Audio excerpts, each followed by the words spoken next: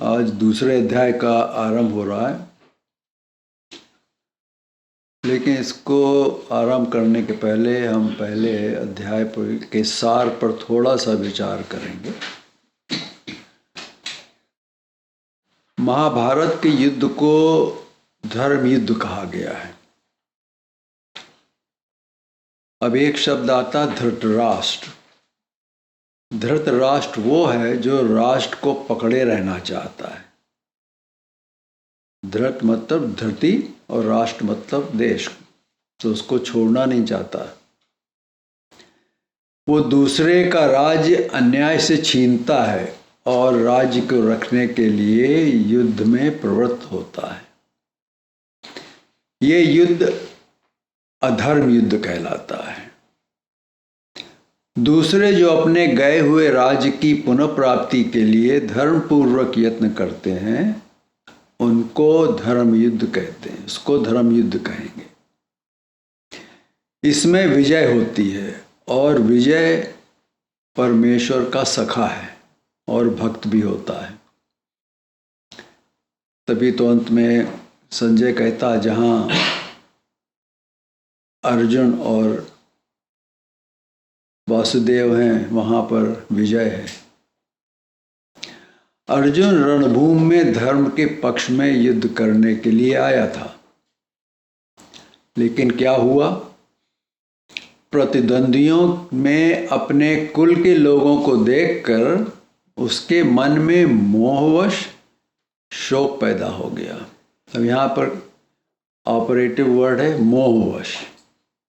मोह के कारण उसके अंदर मोह पैदा हुआ और उससे क्या हुआ? वो फिर शोकग्रस्त हो गया।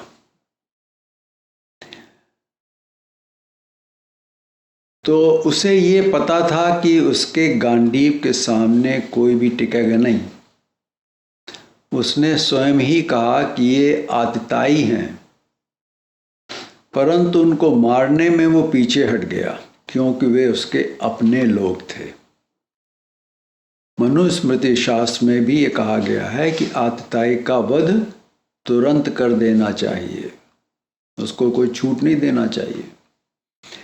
अगर कौरवों के स्थान पर किसी और देश के लोग होते उसके सामने, तो अर्जुन ऐसा नहीं सोचता। यहाँ स्वजनों के मोहवश अर्जुन अपने कर्तव्य से गिर रहा है। अब ये मोह भी एक इमोशन है, ये मन के अंदर पैदा होता है। अर्जुन की इस दशा को देखकर भगवान ने उसे सत्य का दर्शन कराया और उसे समझाया कि उसे क्या और कैसे करना चाहिए जिससे कि वो बंधन में न पड़े। इस अध्याय का नाम है सांख्य योग, जबकि सांख्य मत के सिद्धांत का वर्णन श्लोक 39 तक ही है। सांख्य योग, सांख्य मत का वर्णन इसमें श्लोक 1 से 39 तक ही है। सांख्य संख्या शब्द से बना है। सांख्य शब्द का दूसरा अर्थ आत्म विषयक निश्चित ज्ञान है, वो ज्ञान जिसमें आत्मा के विषय में वर्णन किया जाता है। अब ये कुछ समझने की बात है। यहाँ पर क्रम पूर्वक युक्तियों को दर्शाकर जिसमें सिद्धांत का प्रतिपादन किया जाता है उसको सांख्य कहते हैं। तो सांख्य किसको कहते हैं? जिसमें क्रम पूर्वक, उसको अंग्रेजी में कहेंगे human being on basis of Sankhya through योग। तो वो क्रम पूर्वक युक्तियों को दर्शाकर क्या दिखाते हैं? उसके अंदर एग्जाम्पल्स देते हैं, युक्ति देते हैं।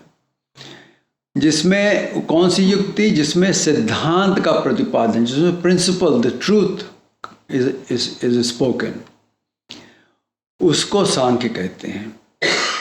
जहाँ विश्व में जड़ और चेतन पदार्थों की संख्या और उनके कार्यों का निश्चय है, उसे सांख्य शास्त्र कहते हैं। तो एक हो गया सांख्य, एक हो गया सांख्य शास्त्र। अर्जुन के मोह को दूर करने के लिए तत्व ज्ञान ही विहित साधन है, क्योंकि मोह जो है मन में पैदा होता है अज्ञान के कारण। तो इसलिए मन को की शुद्धि करने के लिए ज्ञान बहुत ही आवश्यक है। बिना ज्ञान के गाड़ी आगे नहीं बढ़ती है। मोह से छुटकारा नहीं मिलेगा। इसलिए भगवान श्री कृष्ण अर्जुन को सबसे पहले सांख्य शास्त्र का उपदेश दे रहे हैं। इसके बाद भगवान ने योग मत और फिर स्थित प्रज्ञ के लक्षण और ब्राह्मी स्थिति का वर्णन किया। ये सभी इस अध्याय के अंदर आते हैं। मनुष्य सांख्य अर्थात जहाँ पर तत्वों की संख्या, तत्व कितने हैं? 4 तत्व हैं, जीव, प्रपंच, देवता और परमेश्वर। इन चारों का ज्ञान बताया गया है, वहाँ उसको सांख्य कहेंगे। उसके आधार पर योग, चारों का ज्ञान पाने के बाद उसके आधार पर वो ज्ञान क्या हो गया? वो प्रिंसिपल हो गया, वो आपका तत्व हो गया, तत्व ज्ञान हो गया। उसके आधार पर जब तक वो नहीं होगा तब तक योग में नहीं जा सकते। उसके आधार पर योग अर्थात कर्म योग के द्वारा, उसके आधार पर जब कर्म योग में आदमी प्रवृत्त होता है तो उसके द्वारा वो क्या बन जाता है? स्थित प्रज्ञ हो जाता है। स्थित प्रज्ञ के मतलब प्रज्ञा कहते हैं बुद्धि को। तो उसकी बुद्धि उस ज्ञान में स्थित हो जाती है, मतलब वो शुद्ध हो गई बुद्धि, और ऐसा होकर वो ब्राह्मी स्थिति को प्राप्त हो सकता है। ये भगवान अर्जुन को बता रहे हैं। ब्राह्मी स्थिति क्या है? जिसमें वो जीव ब्रह्म के जैसा बन जाता है। तो इस अध्याय के अंदर ये सभी कुछ बताया गया है, तो इसको समझना बहुत ही आवश्यक है। इसके ऊपर ध्यान दे करके अगर आप इसको सुनेंगे, पढ़ेंगे तो समझ में आ सकता है। ज़रा कठिन है समझना, क्योंकि इसके अंदर बहुत से लोगों के अंदर इमोशंस हैं, वो आ जाते हैं, रास्ते में पड़ जाते हैं, वो बाधा बन जाते हैं। इसलिए ऑब्जेक्टिविटी जरूरी है। तो ये अध्याय शुरू तो होता है सांख्य से, लेकिन उसके आधार को लेकर श्री कृष्ण अर्जुन को योग अर्थात कर्म योग समझाते हैं। यहाँ भगवान उसको उसके कर्तव्य और स्वधर्म के बारे में बताते हैं। तुम्हारा कर्तव्य क्या है, ज्ञान के अनुसार तुम्हारा क्या कर्तव्य है। स्वधर्म वो है जो मनुष्य के स्वभाव की धारणा से पैदा होता है, वो स्वधर्म है। Action that emanates from the perception of one's own nature। तो हर एक का अपना धर्म है। श्री कृष्ण अर्जुन को कहते हैं, जैसे कि यहाँ पर अर्जुन का स्वधर्म क्या था? क्षत्रिय।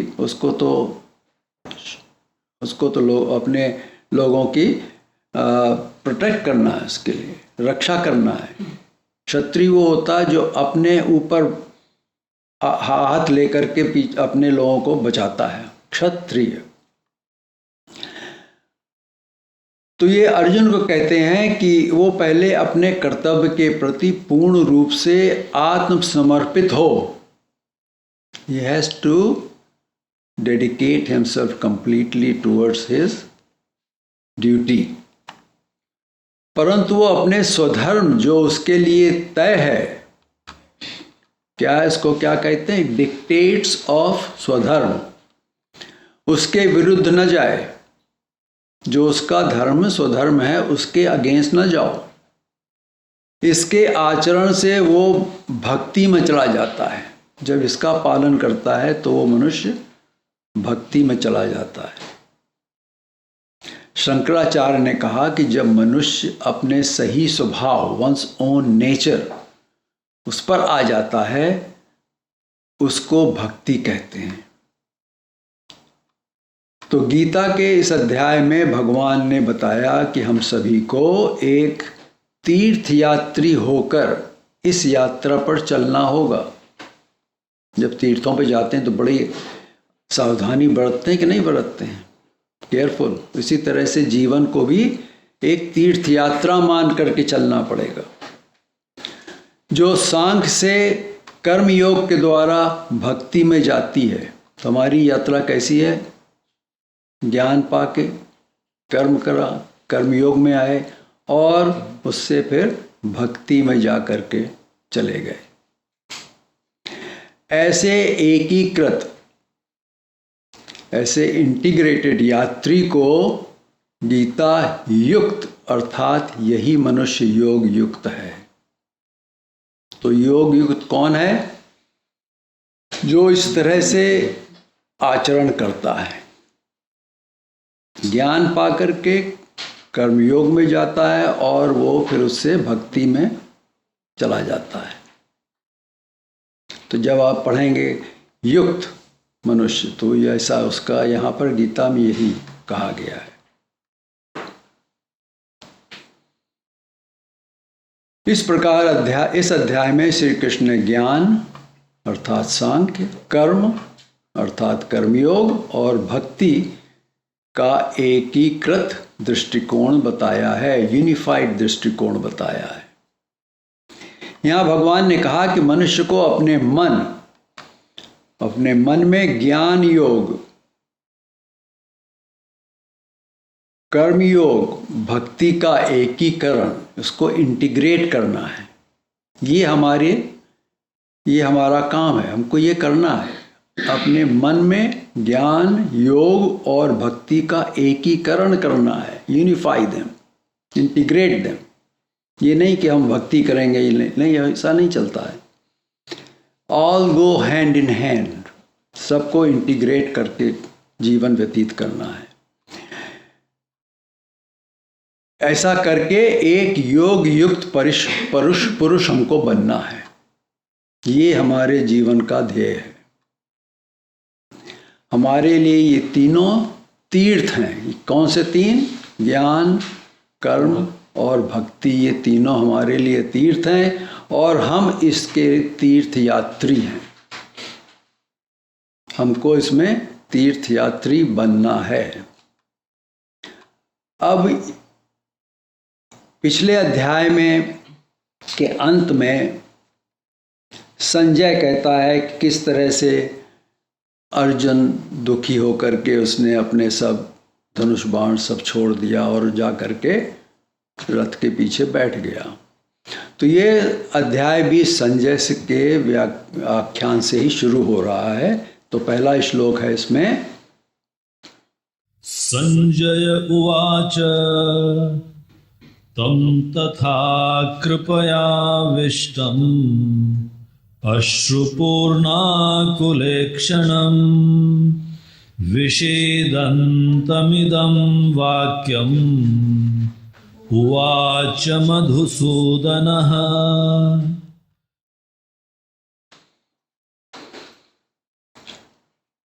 तथा वैसी कृपया, कायरता से, अविष्टम व्याप्त हुए। उस समय अर्जुन कैसे एक्ट कर रहा था? जैसे कायर लोग करते हैं। तम उस अर्जुन के प्रति, विषीदंतम जो कि विषाद कर रहे हैं, अर्जुन विषाद में है। अश्रुपूर्णा कुलेक्षणम आंसुओं के कारण जिनके नेत्रों के देखने की शक्ति अवरुद्ध हो रही है, रुक गई है। मधुसूदन, भगवान मधुसूदन, इदम वाक्यम उवाच, ये आगे कहे जाने वाले वचन उन्होंने बोले। तो मोह के कारण कायरता से व्याप्त हुआ अर्जुन जो दुखी हो रहा था, और उसके दुख का क्या कारण था? मोह। और आंसुओं से भरी आंखों के कारण जिसे कुछ सूझ नहीं रहा था, जब आदमी रोता है आंसू भी गिरते हैं तो उसको दिखाई नहीं देता ठीक से, वो पूरी तरह से भ्रम, कंफ्यूज हो गया था और व्याकुलता, बैफलमेंट में उससे घिर गया था। उसको किसने घेर लिया था? कंफ्यूजन एंड व्याकुलता। उस अर्जुन के प्रति मधुसूदन भगवान श्री कृष्ण ने मुस्कुराते हुए ये वचन कहे। अब देखो अर्जुन तो दुखी है, भगवान कृष्ण बड़े मुस्कुराहट के हुए बोल रहे हैं उससे। चिढ़कर नहीं कहे उन्होंने मुस्कुराते हुए कहे। साधारण मनुष्य तो चिढ़ जाता कि देखो हम इसको तैयार किया हमने युद्ध के लिए, ये मान नहीं रहा है, लेकिन चिढ़े नहीं भगवान, वो मुस्कुराते हुए बोले। इस पर डॉक्टर राधाकृष्ण गीता टिप्पणी में कहते हैं कि श्री कृष्ण की मुस्कान से ये पता लगता है कि श्री कृष्ण अर्जुन की बातों से खुश नहीं हुए, बल्कि उन्होंने ये देखा कि अर्जुन युद्ध न करने के लिए युक्तियां दे रहा है। He is trying to find excuses. भगवान अर्जुन की युक्तियों के मर्म को जानते थे। अब भगवान तो अंतर्यामी हैं, वो तो जानते हैं क्या सोच रहा था अर्जुन। तो श्री भगवान वाच, भगवान अर्जुन को कहते हैं। श्री भगवान वाच कुतस्त्वा कश्मलमिदं विषमे समुपस्थितम् अनार्यजुष्टमस्वर्ग्यम् अकीर्तिकरमर्जुन। भगवान कहते हैं अर्जुन, विषमे, इस विषम अवसर पर, ये कोई आसान अवसर नहीं है, विषम अवसर, इस पर तुम्हें, त्वा मतलब तुम्हें, इदम ये, कश्मलम कायरता, कुत कहां से प्राप्त हुई है, जिसका कि अनार्यजुष्टम श्रेष्ठ पुरुष सेवन नहीं करते हैं। जो श्रेष्ठ पुरुष हैं वो सेवन नहीं करते हैं, जो स्वर्ग को देने वाली नहीं है और अकीर्तिकरम, कीर्ति करने वाली भी नहीं है। अब तुम्हारी सोच ये कहाँ से आ गई कि इसे ऐसे अवसर पर तुम्हारी ये सोच कहाँ से आ गई जो किसी श्रेष्ठ पुरुष वो नहीं, उनको नहीं अच्छी लगती है, वो नहीं करते हैं, और ये स्वर्ग भी नहीं ले जाएगी तुमको और तुम्हारी अकीर्ति भी कराएगी, क्योंकि कीर्ति नहीं होगी तुम्हारी, लोग कहेंगे तो बहुत ही कायर आदमी है। तो भगवान अर्जुन की ऐसी स्थिति को देखकर उससे कहते हैं कि तुझे ये कश्मल, कश्मल है मैल, गलत विचार, हीन विचार, लो थिंकिंग, विषम स्थिति, कश्मल विचार युद्ध आरंभ होने के समय कहाँ से आ गए? अब युद्ध शुरू हो रहा है, अब तुम्हें ये विचार आ गए। तुम्हारे विचार जो हमने सुने ये कैसे हैं? अनार्यजुष्ट, अस्वधर्म और कीर्ति करने वाले भी नहीं हैं। ये आर्यों के विचार नहीं होते हैं और ये स्वर्ग जाने वाले विचार नहीं हैं और कीर्ति भी इनसे नहीं होगी। तो हमें समझना है कि अनार्य कौन है। यहां अनार्य वो है जो आर्य नहीं है, लिटरल मीनिंग। तो आर्य कौन है? पुराने समय में हिंदुओं में जो घर का बड़ा होता था उसे आर्य कहते थे, इसलिए पत्नी अपने पति को आर्यपुत्र कहती थी। आपने महाभारत में सुना होगा। आर्य शब्द से मागधी प्राकृत में बना अज और इससे बना आजा, ग्रैंडफादर, उसके पुत्र को आर्यपुत्र कहते थे। इस प्रकार हिंदुओं में आदरणीय पुरुष, सम्मानीय व्यक्ति को आर्य कहते थे। जो पुरुष बड़ा होता है उसे आदर्श बनना पड़ता है, तो इसलिए जो फैमिली में जो ओल्डेस्ट है उसको एग्जाम्पल सेट करना पड़ती है, क्योंकि समाज उसकी ओर देखता है। इसी तरह समाज में भी वो मनुष्य स्वनियंत्रण करने के कारण आर्य कहलाता है। उसके अंदर सेल्फ कंट्रोल होता है, वो इधर उधर की बातें नहीं करता, वो सोच समझ के बात करता है। तो उसके अंदर क्या होता है? सेल्फ कंट्रोल, इसलिए वो आर्य कहलाता है। अंग्रेजों ने आर्य का अर्थ लगाया कि जो बाहर से आए थे, है कि नहीं? उन्होंने इसलिए कहा कि तो जो लोग बाहर से आए, तो हम भी बाहर से आए, हम भी आ रहे हैं। तुम्हें क्या प्रॉब्लम हमारे आने से हो गई? वे उन्हें आर्य कहते थे, मतलब उनके लिए आर्य था मतलब मास्टर, और जो यहां थे उन्हें दास, स्लेव कहते थे। हमारे ज्ञान से ये अर्थ ठीक भी है एक तरह से, क्योंकि आर्य वो हुआ जो मास्टर है, लेकिन वो मास्टर अपनी इंद्रियों का मास्टर है, किसी आदमी का मास्टर नहीं है। He is master of his senses, तभी तो सेल्फ कंट्रोल प्रैक्टिस कर सकता है। यही अर्थ गोस्वामी शब्द का है। जिसने अपनी इंद्रियों को वश में नहीं किया वो गोस्वामी नहीं है। गोस्वामी वो गो मतलब इंद्रियों, और उसका जो स्वामी है वो गोस्वामी कहलाता है। जिसने अपनी इंद्रियों को वश में नहीं रखा वो उनका दास है, अपने इंद्रियों का, आत्तों का दास बन गया, वो अनार्य हो गया। तो यहाँ पर यह है कि प्रश्न है कि अनार्य बनने से क्या होगा? वो पुरुष स्वर्ग नहीं जा सकता, क्योंकि उसके अंदर कंट्रोल नहीं क्रिया करने के लिए। और उस समय हिंदू धर्म में सभी लोग स्वर्ग जाने के लिए बहुत ही तत्पर रहते थे। इसी पर कहावत है, एरन की चोरी करे सुई का दान, ऊपर चढ़कर देखत है कब आए विमान। क्योंकि स्वर्ग तो ऊपर ही है ना, सब ऊपर जाना चाहते हैं, स्वर्ग जाना चाहते हैं। तो चोरी किसकी करी? एनविल, बड़ा भारी लोहे का एनविल होता ना, उसको चुराया और दान दिया। बड़े प्रेम से सुई दे दी, दान, छोटी सी चीज दान दे दी, हमने बड़ा दान कर दिया भाई। अब वे सोच रहे हैं हमने दान किया, हमको तो स्वर्ग जाना चाहिए। कि संसार में मनुष्य बहुत बड़ी चोरी करता है और सुई के बराबर दान देता है, पर ऊपर चढ़कर देखता है उसे स्वर्ग ले जाने के लिए विमान कब आएगा।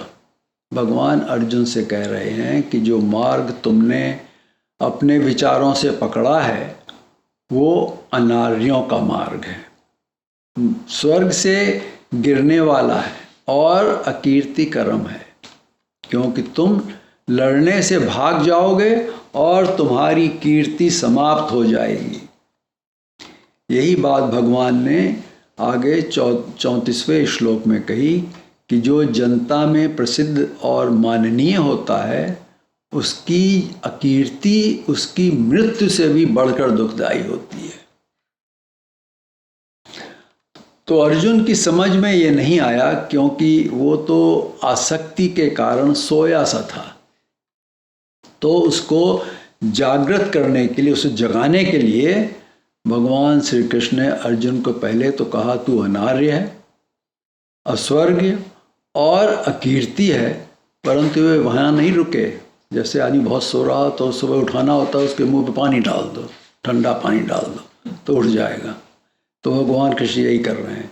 अगले श्लोक में भगवान उससे कहते हैं, क्लैब्यम् आस्मगमः पार्थ नैतत्त्वयुपपद्यते क्षुद्रं हृदय दौर्बल्यं त्यक्त्वोत्तिष्ठ परन्तप। पार्थ, हे प्रथानंदन अर्जुन, क्लैब्यम, इस नपुंसकता को मास्म मत प्राप्त हो, और उसको क्या कहा उन्होंने? कह दिया तू तो नपुंसक है, तू लड़ने नहीं चाहता है। गम, क्योंकि तुय तुम्हारे में एतत् न उपद्यते, ये उचित नहीं है, तुम्हारे लिए ऐसा काम उचित नहीं है, ऐसा करना ठीक नहीं है। परंतप, हे परंतप, क्षुद्रम हृदय दौर्बल्यम, हृदय की इस तुच्छ दुर्बलता का त्यक्त्वा, उसको त्याग करके युद्ध के लिए उत्तिष्ठ, खड़े हो जाओ, तैयार हो जाओ। ये मत कहो कि हम नहीं युद्ध करेंगे। तो यहाँ कहते हैं कि हे प्रथानंदन, अब तू नपुंसक मत बन, लड़ाई का टाइम आ गया है। जब लड़ने का समय आया तो तू लड़ने को तैयार नहीं। तेरे जैसे वीर में ये भाव क्यों, ऐसा भाव क्यों आ गया? ऐसा कहने का भाव ये था कि अर्जुन एक वर्ष के लिए अज्ञातवास में उर्वशी के शाप से बृहन्लला के रूप में नपुंसक बनकर रहा था। कहाँ रहा था? विराट के यहाँ। तो विराट के यहाँ उसकी पुत्री को वो नाचना सिखाता था, डांस सिखाता था। तो भगवान कहते हैं कि क्या ये नपुंसकता अभी भी तुझमें शेष है? विराट के यहाँ स्त्रियों के बीच में रहते हुए क्या तू उनकी भांति बन गया है? क्या तुझमें स्त्रियों की ममता गुण आ गया है? यहाँ दो भाव हैं। भगवान उसको कहते हैं क्षुद्रम हृदय दौर्बल्यम त्यक्त्वा उत्तिष्ठ परंतप, कि हे परंतप, हृदय की शुद्ध दुर्बलता को छोड़कर तू खड़ा हो जा। भगवान कहते हैं कि तूने बड़ी तपस्या करी, किरात के रूप में आए शिव को तुमने युद्ध में हराया और गांडीव पाया। तेरा ये अपने मन का भाव गलत है। परम कहते हैं शत्रु को, उसको भी परम कहते हैं। तो परम तप वो है जो शत्रु को तपाता है, मारता है, बहुत दुखी करता है। तू जिससे तुझसे जो शत्रु लड़ते हैं, और जब जूझ में क्षुद्रता का भाव आ जाएगा, तुझमें जब क्षुद्रता का भाव आ जाएगा, जिससे तुझसे सब डरते हैं, अगर तुझमें शुद्धता का भाव आ जाएगा, नपुंसकपन आ जाएगा, तब फिर तेरे से कोई भी नहीं डरेगा और ये युद्ध यहीं समाप्त हो जाएगा। आए तो थे बड़ी जोर से युद्ध करेंगे हम। इसलिए हृदय की इस दुर्बलता को छोड़कर अब तू खड़ा हो जा। तेरा कार्य है धर्म की रक्षा करना। जो धर्म के विरुद्ध है वो आतताई है। उसने तो स्वयं पहले ही कौरवों को आतताई कह दिया था, लेकिन अब यहाँ वो कष्ट में पड़ गया, क्योंकि कौरव हैं तो आतताई, पर वे उसके अपने हैं। भगवान कहना चाहते हैं कि तेरा ये अपनेपन का भाव ये गलत है। ये अपनेपन का भाव मनुष्य को बहुत तंग करता है। ये अपना और परायापन तू हटा दे। इसके कारण तू क्षत्रिय धर्म को छोड़ रहा है। क्षत्रिय धर्म किसका धर्म होता था? राजाओं का धर्म। अपना और परायापन तू हटा दे। इसने कितनों को मारा, कितने घर उजाड़े। तेरा धर्म है इनको हटाना। अब यहाँ क्यों तू रो रहा है? पहले तूने बहुतों को मारा, कितनों के राज्य ले लिए। इस प्रकार भगवान ने उसे उलहना दिया। यहाँ भगवान ने उसे टटोलना चाहा। He tried to get a feel। Arjun ने पहले अध्याय में युद्ध न करने के लिए बड़ी युक्तियां दी थी।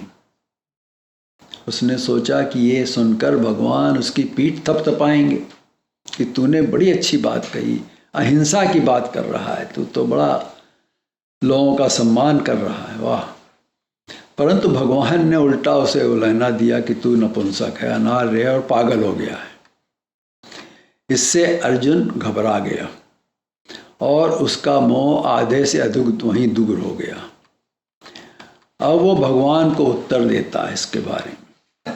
अगले श्लोक में अर्जुन कहता है, अर्जुन उवाच कथं भीष्ममहं संख्ये द्रोणं च मधुसूदन इषुभिः प्रतियोत्स्यामि पूजार्हा वरिसूदन।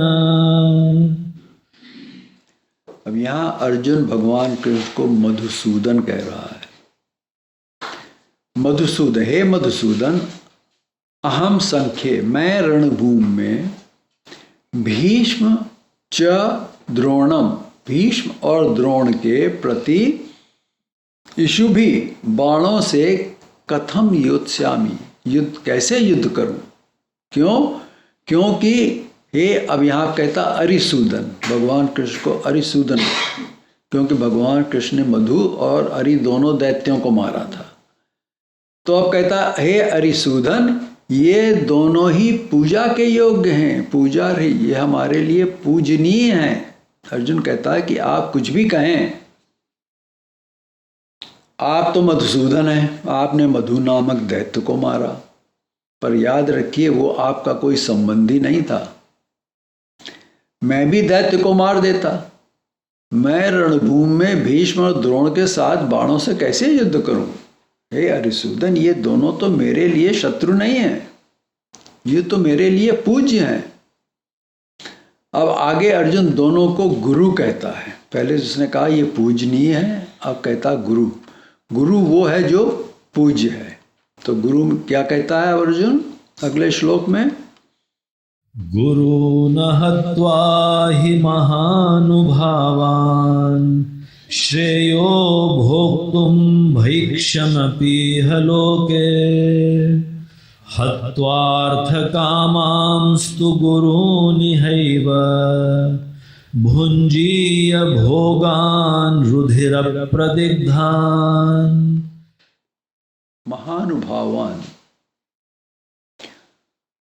महानुभाव गुरुजनों को अहत्वा न मारकर, यह लोके भैक्ष्यम भोक्तुम, इस लोक में भिक्षा का अन्न खाना, वो भी श्रेय ही गुरुन हत्वा इहम, वो भी श्रेष्ठ मैं समझता हूँ, श्रेष्ठ है, क्योंकि गुरुजनों को मारकर यह रुधिर प्रदिग्धान, यहाँ रक्त से सने हुए, अर्थ कामान, धन की कामना की मुख्यता वाले, भोगान, भोगों को, उन्हीं को तो मैं भोगूंगा।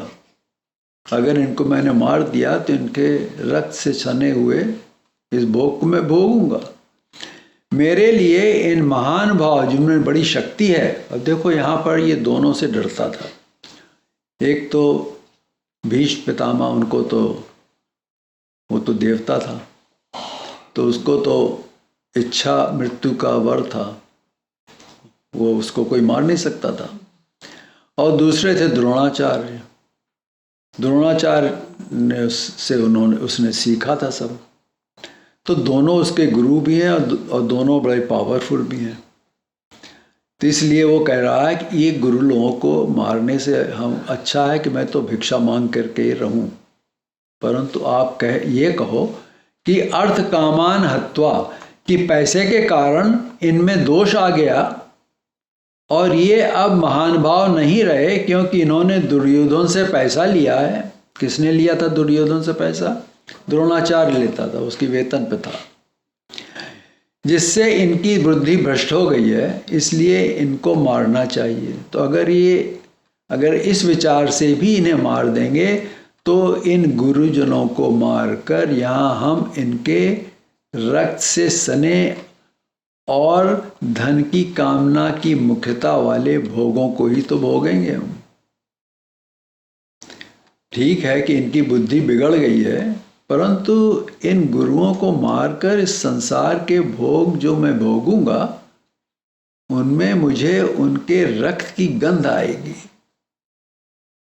क्योंकि हमें याद रहेगा कि ये राज्य हमने अपने बड़ों को मार कर पाया था, इसलिए हम इस राज्य का आनंद नहीं ले सकेंगे। यहाँ अर्जुन का विचार बहुत ही लिमिटेड, सीमित था। उसे अपने संबंधी, अपने आप लग रहे थे।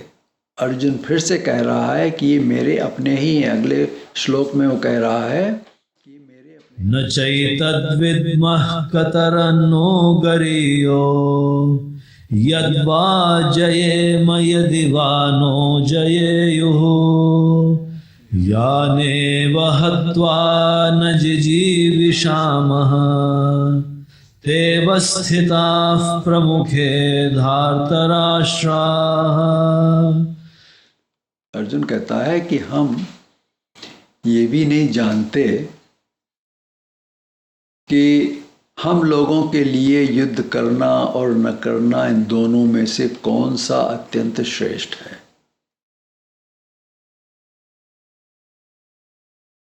कि युद्ध करना श्रेष्ठ है कि न करना श्रेष्ठ है। हम में से कौन अत्यंत श्रेष्ठ है ये भी हम जानते हैं। हम लोग श्रेष्ठ हैं या कौरव श्रेष्ठ हैं। क्या हम उन्हें जीतेंगे अथवा वे धृतराष्ट्र के संबंधी हमें जीतेंगे, ये भी हमको नहीं पता। जिनको मारकर हम जीना भी नहीं चाहते हैं वे हमारे सामने खड़े हैं।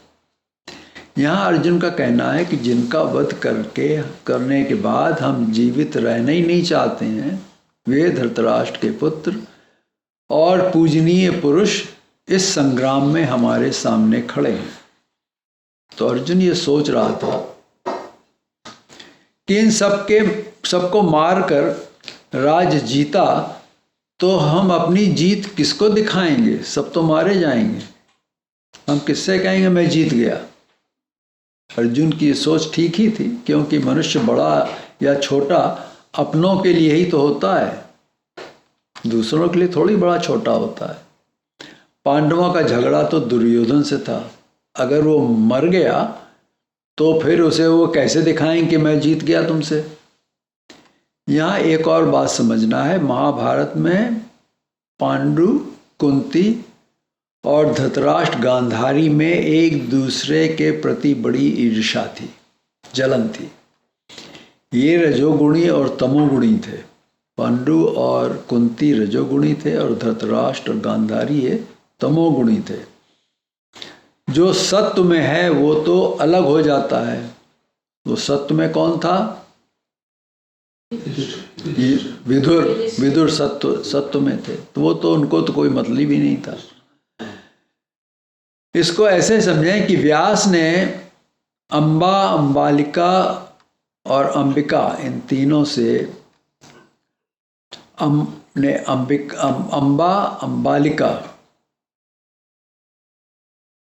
अंबा, अंबिका इनसे और अंबालिका तो उसने तो मना कर दिया, वो तो डर के मारे भाग गई जब व्यास को बुलाया गया था कि इनके पुत्र हो। तो अंबा तो आंखें बंद करी थी उसने। तो उससे जो पुत्र पैदा हुआ वो हुआ धृतराष्ट्र, अंधा पैदा हुआ। और अंबिका जो थी वो आंखें खोले हुए थी, तो उससे पंडु पुत्र पैदा हुए, लेकिन वो बड़ी घबराई हुई थी तो उससे हुए पंडु पुत्र। तो पांडव जो था वो, पंडु जो था वो बीमार रहता था। और जो अंबालिका थी वो भाग गई, उसने कहा मैं नहीं करूँगी। तो उसकी दासी से व्यास ने जो पुत्र पैदा किया वो विदुर हुए। तो वो सतोगुणी हुए। तो ये तीन जो थे, ये कुरुवंश इस तरह से सृष्टि उसकी हुई। इसमें एक से तमोगुणी, अंधे का अर्थ तमोगुण से है, धृतराष्ट्र आया। उसकी पत्नी गांधारी भी, उसने भी पट्टी बांध ली, वो भी तमोगुणी हो गई। दूसरी ओर रजोगुणी पंडु था, उसकी पत्नी कुंती में सतोगुण था और माधवी में रजोगुण था। तीसरी सृष्टि में हुए सतोगुणी विदुर ने ये शुरू से ही राज्य नहीं चाहा था और बाद में राज्य छोड़कर वो वन में चला गया। वही सबको समझाया करता था कि सही रास्ता क्या है। लेकिन जब उसकी नहीं सुनी तो वो छोड़ करके वन में चला गया। झगड़ा जो रहा वो रजोगुण और तमोगुण में ही था। धृतराष्ट्र और पांडु दोनों में जिसके पुत्र पहले होता वही राज्य का अधिकारी बनता है कि नहीं। जिसका बड़ा बेटा हुआ वही, उसी को राज्य मिलेगा, कॉरोनेशन उसी का होगा। इसलिए गांधारी और कुंती में बड़ी ईर्ष्या थी, एक दूसरे से बहुत जलती थी दोनों। गांधारी चाहती थी कि उसका पुत्र पहले हो, वो महल में बैठी हुई थी, तो उसने तो ढिढोरा पिटवा दिया कि वो गर्भवती हो गई। अब जैसे ही कुंती को पता लगा तो उसके पास जो वशीकरण मंत्र था दुर्वासा से उसको मिला था, उससे उसने देवताओं को बुलाया और कहा कि मुझे जल्दी पुत्र चाहिए। इधर जब गांधारी को पता लगा कि कुंती के पुत्र होने वाला है तो वो अवाक रह गई, उसकी बोलती बंद हो गई और कहती है तो उसने वैद्यों को बुलाया और कहा कि उसे जल्दी संतान पैदा हो। तो वैद्यों ने कहा कि गर्भ में तो बच्चा पैदा होने में पूरा समय लगेगा, परंतु इसे बाहर निकालकर मटके में अगर डाल दिया जाए तो जल्दी से बच्चे पैदा हो जाएंगे, बन जाएंगे। तो उसने वैसा ही किया, उसके गर्भ को बाहर निकालकर उसके 100 भाग किए गए और उनको अलग अलग मटकों में डलवाकर 100 पुत्र बनाए गए। इस तरह से कुंती को दुर्वासा ऋषि ने जो वशीकरण मंत्र दिया था, जिससे वो देवताओं का आह्वान करके भी कभी भी पुत्र पैदा कर सकती थी, उसने ऐसा किया। उसका पुत्र युधिष्ठिर ज्येष्ठ हुआ, सबसे पहले हुआ और राज्य का अधिकारी बना। ये ईर्ष्या आगे भी उन पुत्रों में भी चलती आई, तभी तो दुर्योधन और पांडवों में बड़ी लड़ाई झगड़ा होता था। यही यहाँ अर्जुन कहता है कि धृतराष्ट्र के पुत्रों को मारकर हम किसे दिखाएंगे, जो हम एक दूसरे से इतना लड़ते रहे इतने समय से, अगर हम इनको मार देंगे तो हम किसको दिखाएंगे, तो हम तुमसे बड़े हैं। इन सभी बातों को सोचते हुए अर्जुन पागल सा हो गया था। अब इसके मन के अंदर यही सब बातें घूम रही, चक्कर चल रहा था कि अब क्या करेंगे। उधर कह रहा था कि वो गुरु को मार देंगे, एक हो जाएगा, वो ये सब उसकी बहानेबाजी थी। मैं तो धर्म की बात कह रहा हूं, अर्जुन कहता, और उन्हें कृष्ण सुनने को तैयार ही नहीं है। तो इसलिए वो आगे फिर कहता है, कार्पण्य दोषोपहत स्वभावः पृच्छामि त्वां धर्म सम्मूढ़ चेताः यश्रेयस्यान्निश्चितं ब्रूहि तन्मे शिष्यस्तेऽहं शाधि मां त्वां प्रपन्नम्। कार्पण्य दोष पहत स्वभाव, कायरता रूप दोष से तिरस्कृत स्वभाव वाला और धर्म सम्मूढ़ चेता, धर्म के विषय में मोहित अंतःकरण वाला। अब अर्जुन की ये घबराहट हुई, उसको समझ में आ गया कि हम में कुछ गलती है।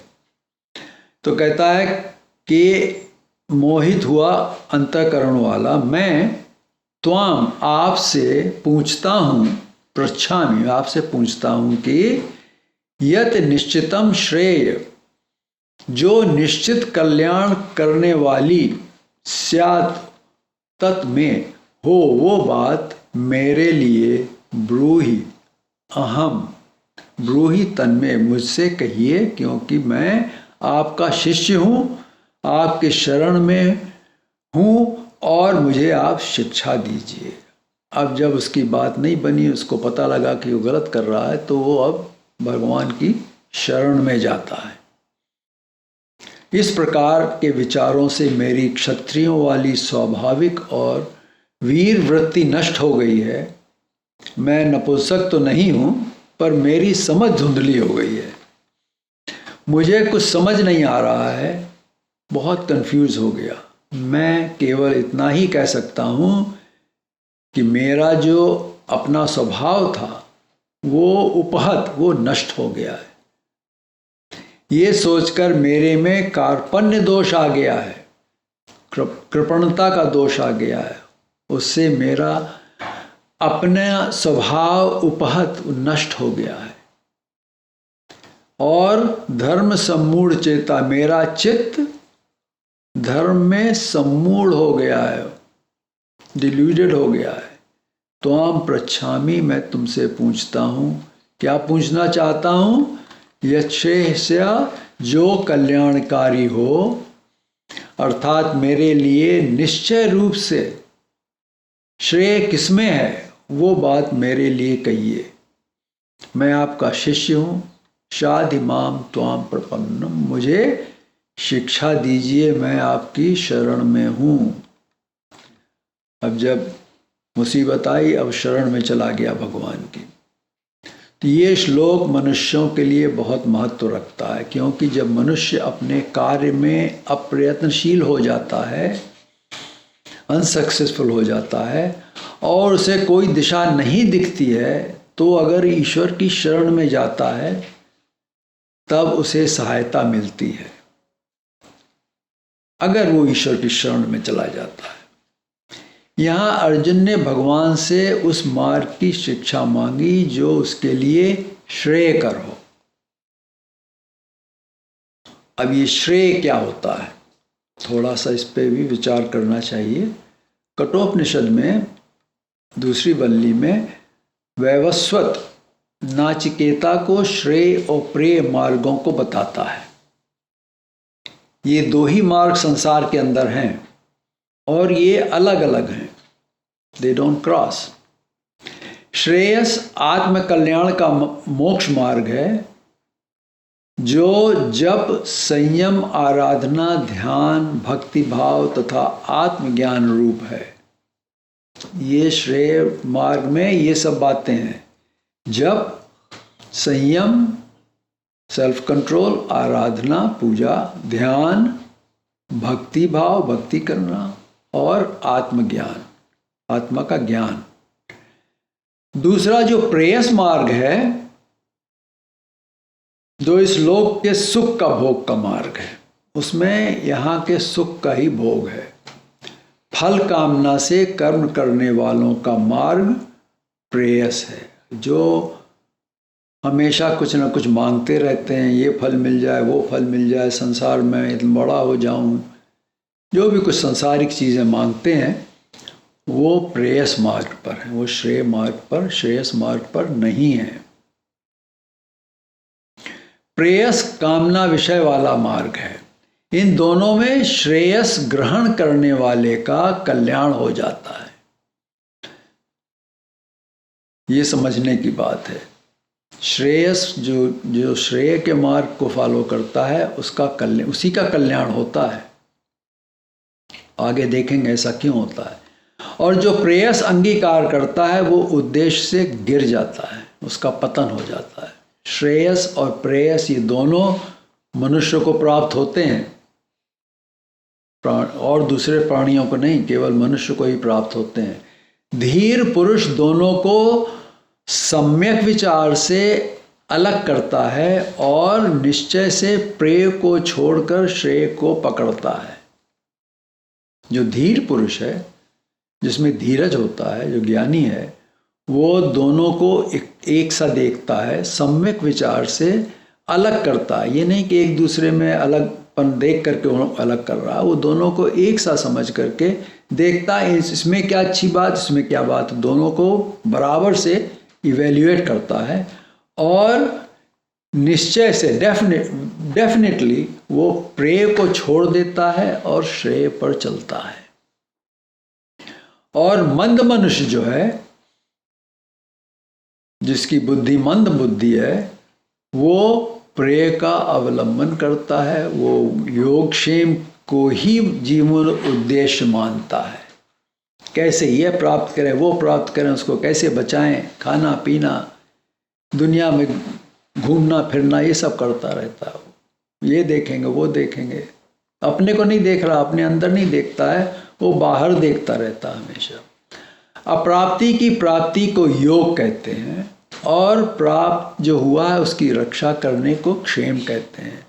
तो ये जो प्रेयस जो है, जो प्रेयस मार्ग पर मनुष्य है, वो इसी में लगा रहता है, ये प्राप्त करें, वो प्राप्त करें, संसार की वस्तुएं प्राप्त करें और उनको कैसे बचाया जाए, दूसरा न चुरा के ले जाए हमसे। भगवान श्री कृष्ण आगे अध्याय 9 में 22वें श्लोक में कहते हैं कि जो अन्य देवताओं की भक्ति को छोड़कर मुझ परमेश्वर को ही निष्काम भाव से भजते हैं, उन नित्य निरंतर मेरा चिंतन करने वाले, यहाँ वर्ड क्या, नित्य निरंतर, डेली, कॉन्स्टेंटली मेरा चिंतन करने वाले हु थिंक अबाउट मी, उन पुरुषों का योगक्षेम मैं स्वयं करा देता हूँ। वो खुद ही करते हैं, ये नहीं कहता मैं करवाता हूँ। भगवान कहते हैं मैं खुद उनकी टेक केयर करता हूँ, उनके अंदर कोई आपत्ति उनके ऊपर नहीं आने देता हूँ। उनको जो चीज़ ज़रूरत होती है वो सब ज़रूरतें उसकी मैं खुद पूरी करता हूँ, क्योंकि वो तो मेरे भक्ति में लगा हुआ है। तो श्रेय आत्म कल्याण का मार्ग है जिस पर परमेश्वर भक्त आरूढ़ होते हैं। तभी गीता का उपदेश श्रेयकारी मार्ग को ही बताता है, सांसारिक मार्ग को नहीं बताता है, क्योंकि सांसारिक मार्ग तो हर एक कोई बता सकता है। यहाँ हमें समझना है कि अर्जुन कहता है कि धर्म सम्मूढ़ चेता, अर्थात उसका चित्त धर्म के प्रति मूढ़ हो गया है, वो अपने धर्म को छोड़ रहा है, उसको फॉलो नहीं कर पा रहा, पकड़ नहीं सकता। अब ये समझना है कि मनुष्य का धर्म, स्वधर्म है क्या। मनुष्य के धर्म में 4 चीजें हैं, धर्म, अर्थ, काम, मोक्ष। जब हम इनको ही मना कर देते हैं तो हम धर्म से हट गए। तो धर्म में पहला कार्य है धर्म, अर्थात स्वनियंत्रण, self control, exercising control on one own self. You have to control yourself, ये धर्म है। फिर अर्थ आता है, अर्थ मतलब धन अर्जन, देन यू, अब आप उसके बाद धन कमाने लायक हो गए पढ़ लिख करके। इस प्रकार समर्थ होने के बाद आता है काम, परिवार बनाना, संतान पैदा करना, और अंत में मोक्ष, मोक्ष की ओर अग्रसर होना। तो ये 4 पार्ट हैं धर्म के मनुष्य के लिए, धर्म, अर्थ, काम, मोक्ष, चारों करो। लेकिन अंत में कहाँ जाओ, मोक्ष की सोच करके मोक्ष की ओर बढ़ना बहुत ही आवश्यक है, नहीं तो यहीं पिसते रहोगे। जब मनुष्य कहता है कि हमारा चित्त धर्म से हट गया, धर्म सम्मूढ़ चेता, चेता यहाँ के चित्त को धर्म से हट गया, तो उसे अपने जीवन का लक्ष्य ही नहीं पता, वो भूल गया उसका जीवन का लक्ष्य क्या है। आज मनुष्य का लक्ष्य अर्थ और काम ही रह गया है। जहां भी देखो, जहां जाओ, सब जगह यही है, अर्थ और काम। जिसे ज़्यादा लोग जाते हैं सब उधर ही चल पड़ते हैं। ये हम नहीं सोचते कि विद्वान कम ही होते हैं, जो जिधर कम लोग ही जाते हैं हमें उधर ही जाना चाहिए। Road which is less travel roads. Kabir का रोना यही था जब उसने कहा, चलती चक्की देखकर दिया कबीरा रोए, 2 पाटन के बीच में साबुत बचा न कोए। फिर कहता है चक्की तो चलती रही, किली ने बांधा कोट, कोई कोई साधु बच गए जो पार ब्रह्म की ज्योत। अब ये पता नहीं कितने लोगों ने पुराने ज़माने की चक्की देखी जो हाथ से चलाई जाती थी। उसमें एक बड़ा सा पत्थर नीचे होता था और उसके ऊपर दूसरा पत्थर होता जिसको उसके ऊपर चलाया करते थे। उसके बीच में एक छेद होता था, उसके अंदर दाने डालते थे और वो दाने उसके अंदर जा कर के वो पिसते थे और बाहर से आटा चारों तरफ से निकलता था। तो लेकिन उससे डालते थे दाने तो कुछ दाने छिटक करके बाहर चले जाते थे। तो यही कबीर यही कह रहा है कि दो पाटन के बीच में साबुत बचा ना कोई बचता नहीं, जो उसके बीच में चला गया, दो पाटे जो हैं इसके, उसके बीच में जो चला गया उसमें कोई बचता नहीं, वो पिस जाएगा। लेकिन जो उससे छिटक के बाहर निकल आए वो बच गए, वो नहीं पिसे। तो वो कौन है? जो पार ब्रह्म की ज्योत, जिनका मन चित्त परमेश्वर की तरफ लग गया है, वो बच जाएंगे। बाकी सब संसार उनको पीस डालेगा, रिसाइकल करता रहेगा संसार उनको। तो इस संसार की चक्की से बचने का कोई होते हैं जो बच जाते हैं। अधिकतर तो संसार में ही फंसे हुए भेड़ चाल की तरह चलते रहते हैं। भाई इसने इतनी प्रॉपर्टी ली, हम भी चलेंगे, उसने इतना पैसा बनाया, हम भी पैसा बनाने, इसने ये बिजनेस करी। चाहे उसके काम का बिजनेस ना हो, लेकिन फिर भी वो कुछ ना कुछ नकल करता रहता है, उसी में पिसा रहता है। मरते दम तक लोगों का मन उनकी संपत्ति, धन संपत्ति में ही अटका रहता है। वैसे लोगों के प्राण ठीक से नहीं निकल पाते हैं। जिन्होंने ईश्वर की ओर ध्यान लगाया, अपने धर्म कर्म को समझा, वे इस माया के काल चक्र से बचकर पर ब्रह्म में चले जाते हैं। इसलिए अर्जुन यहाँ भगवान श्री कृष्ण की शरणागति में आ गया और कहता है अगले नहि प्रपश्यामि ममापनुद्यात् यच्छोकमुच्छोषणमिन्द्रियाणाम् अवाप्य भूमावसपत्नमृद्धम् राज्यं सुराणामपि चाधिपत्यम्। नहीं प्रपश्यामि मम अपनुद्यात् यत् शोकम उच्छेषणम इंद्रियाणाम।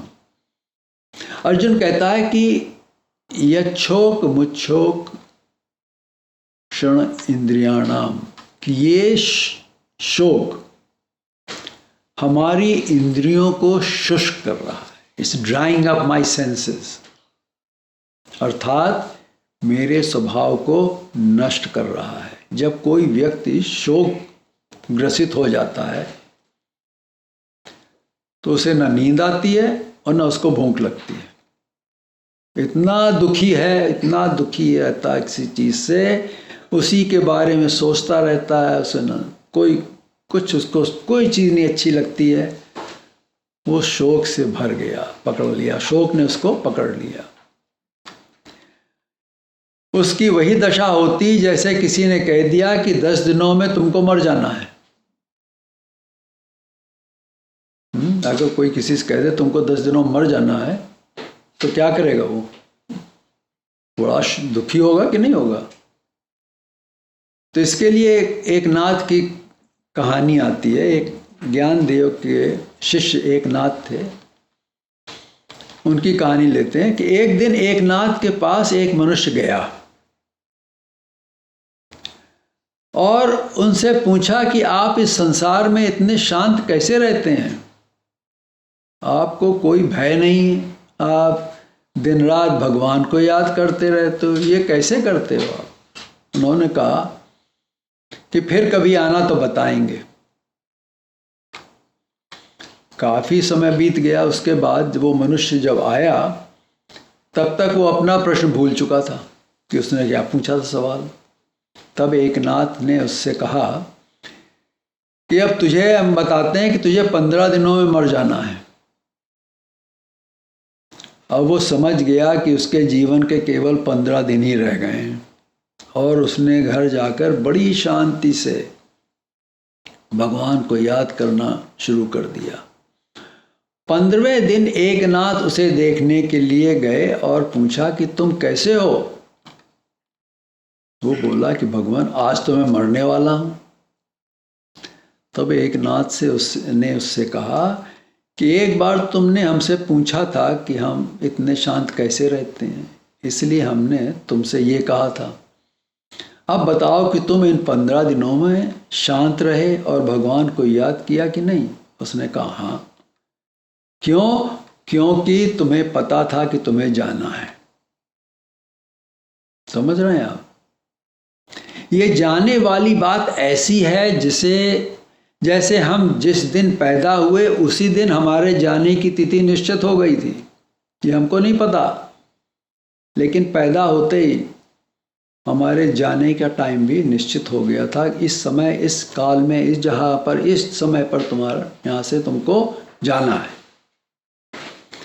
ये ऐसा टिकट हमको मिलता है जिसे लौटने की तिथि तो निश्चित है ही है, और इसको न ट्रांसफ़र कर सकते किसी के दूसरे के संग, न इसको बदल सकते हैं। Change is not allowed.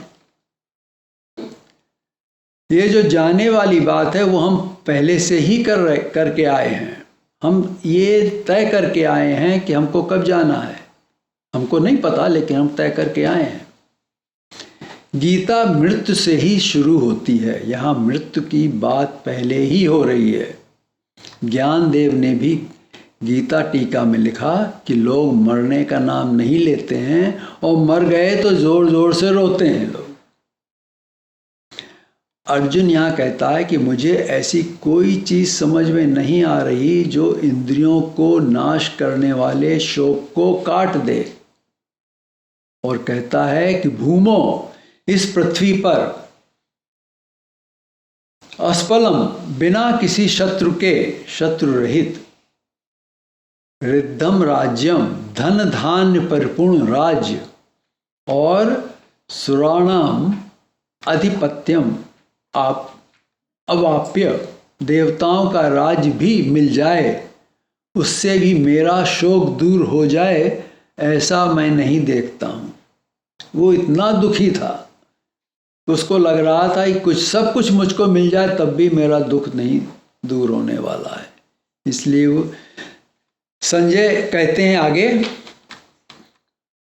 Sanjay उवाच एवमुक्त्वा हृषीकेशं गुडाकेशः परन्तप न योत्स्य इति गोविन्दम् उक्त्वा तूष्णीं बभूवः। संजय कहते हैं धृतराष्ट्र से, हे राजन, गुड़ाकेश, निद्रा विजेता, the one who has control over his sleep, परंतप, शत्रु को तपा देने वाले अर्जुन ने इंद्रियों को स्वाधीन करने वाले कौन थे ये? ऋषिकेश, ऋषिक ईश, ऋषिक ईश मतलब जो इंद्रियों के ईश हैं, भगवान श्री कृष्ण, उनसे इस प्रकार कहकर अपने हृदय की दीनता प्रकट करी। बहुत दीन हो गया उसके सामने, और मैं युद्ध नहीं करूंगा ऐसा साफ साफ कहकर अब वो चुप हो गया।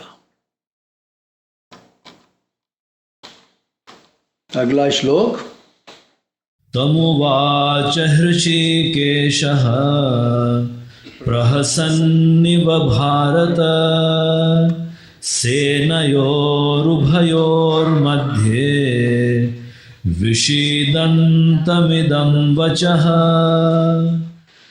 अब जब अर्जुन भगवान श्री कृष्ण की शरण में चला गया और बिल्कुल ही दीनहीन होकर के चुप हो गया, आगे उसने कुछ भी नहीं कहा, तो भगवान कृष्ण कहते हैं, हे भरतवंशी धृतराष्ट्र, दोनों सेनाओं के बीच में भगवान कृष्ण ने क्या किया? दोनों सेनाओं के मध्य में शोक करते हुए अर्जुन के लिए ऋषिकेश ने हंसते हुए ये वचन बोले। क्या बोले? आर्यवीर की अर्जुन के मन में पैदा हुई इस दीनता को देखकर श्री कृष्ण इस निष्कर्ष पर पहुंचे कि शत्रु पक्ष के संजय द्वारा दिए गए विषैले उपदेश की शिक्षा को वैसा का वैसा ही स्वीकार करने से अर्जुन के मन में शत्रुओं के प्रति अपनों का भाव आने से उसकी मति भ्रष्ट हो गई। तो पहले तो भगवान ने कहा तू नपुंसक हो गया क्योंकि तू विराट के यहाँ रहा, औरतों को नाच गाना सिखाता रहा। अब भगवान कृष्ण कहते हैं कि लगता है कि तू जब उसमें था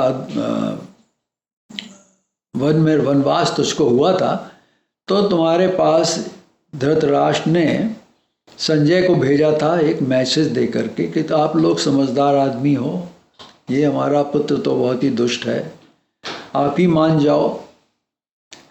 और उनको साधुओं के बीच में इसीलिए रखा था धृतराष्ट्र ने, जिससे कि उनकी सोच में अंतर पड़ जाए, वो साधुओं की तरह ही सोचने लगे।